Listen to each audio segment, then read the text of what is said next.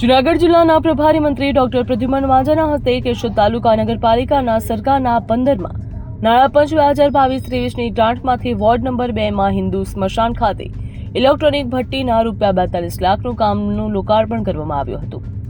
કેશોદ ખાતે નવનિર્મિત ઇલેક્ટ્રોનિક સ્મશાન ભઠ્ઠીનું લોકાર્પણ કરવામાં આવ્યું હતું. જિલ્લામાં કેશોદ શહેર ખાતે સામાજિક ન્યાય અને અધિકારિકતા પ્રાથમિક માધ્યમિક અને પ્રૌઢ શિક્ષણ ઉચ્ચ અને તાંત્રિક શિક્ષણ મંત્રી અને જૂનાગઢ જિલ્લાના પ્રભારી મંત્રી ડોક્ટર પ્રદ્યુમન વાજાના હસ્તે કેશોદ મહાનગરપાલિકા સરકારના 15માં નાણાં પંચ 2022-23ની ગ્રાન્ટમાંથી વોર્ડ નંબર 2માં હિન્દુ સ્મશાન ખાતે ઇલેક્ટ્રોનિક ભઠ્ઠીના ₹42 લાખના કામનું લોકાર્પણ કરવામાં આવ્યું હતું. જિલ્લા પંચાયતના પ્રમુખ હરેશભાઈ ઠુમ્મર, ધારાસભ્ય દેવાભાઈ માલમ, સાવજ ડેરીના ચેરમેન દિનેશભાઈ ખટારિયા, શહેર ભાજપ પ્રમુખ પ્રવીણભાઈ ભાલાળા, કેશોદ નગરપાલિકા પ્રમુખ મેહુલભાઈ ગોંડલિયા સહિતના અગ્રણીઓ ઉપસ્થિત રહ્યા હતા. બ્યુરો રિપોર્ટ, ખબર ગુજરાત લાઈવ.